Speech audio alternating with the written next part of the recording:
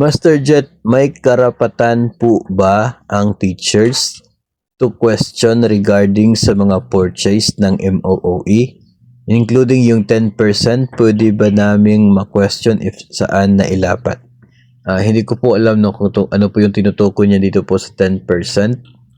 Pero ang main thought lang naman talaga is mayroon bang karapatan yung teacher na mag-question sa mga purchase binili gamit yung MOOE. So, ganito po yun. Bago po mabigyan ng pondo yung isa pong paaralan for their MOOE, ay dumadaan pa po yun sa process. No? Dapat po mayroon silang approved na request para sa kanilang cash advance kung saan nandoon po yung listahan ng mga kung saan papunta. Mayroon pa po yung mga annual procurement plan, mga ganun po, mga implementing plan, mga ganun na uri ng mga documents na ginagawa prior doon sa pag-prepare ng kanila pong request for the cash advance na kung saan makikita kung saan pupunta. Yung mga annual procurement plan at mga plan pa po na ginagawa na dapat approved by the SDS or dito po sa division office. Yung mga plans na ganun, yung monthly na disbursement ng MOOE ay dapat po related doon sa kung ano po yung mga nandoon sa plano nila na gustong ma-purchase, ma-achieve for a particular year. So, dapat po in relation, no? Related ang mga yan. So, sa part po ng pag-prepare niyan, although si school head po yun ang prepare, hindi naman po pwede na si school head lang talaga yung nakakaalam mo ano yung mga gusto niya mangyayari.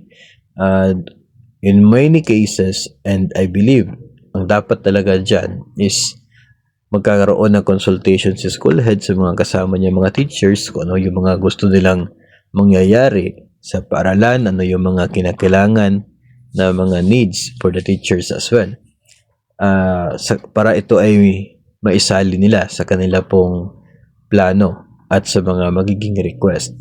The teachers ay meron talaga pong right, meron po kayong karapatan to ask your school head kung saan napupunta yung MOOE ng inyo pong paaralan. And I believe dapat din po, no, 'di ba, na meron pong transparency board or something like that na kung saan ay makikita po, no, kung saan napupunta yung MOOE. Meron naman po siguro kayong monthly meeting diyan. Siguro ay mabigyan din ng time ni school head na present sa inyo kung saan napunta yung MOOE para at least clear po sa lahat. That is people's money, no, intended for the development of the school, to provide the needs at maging sa mga teachers na rin, no, kung kaya po. Yung MOOE, yun po ay monthly operating and other expenses ng inyo pong paaralan. So, of course, dapat din po, no, na alam ninyong lahat kung saan napupunta para wala pong problema. So, I would say talaga, personal ko pong opinion, ay talagang mayroon kayong karapatan to ask your school head para ma-present sa inyo kung saan napupunta yung monthly na budget para po sa inyong paaralan.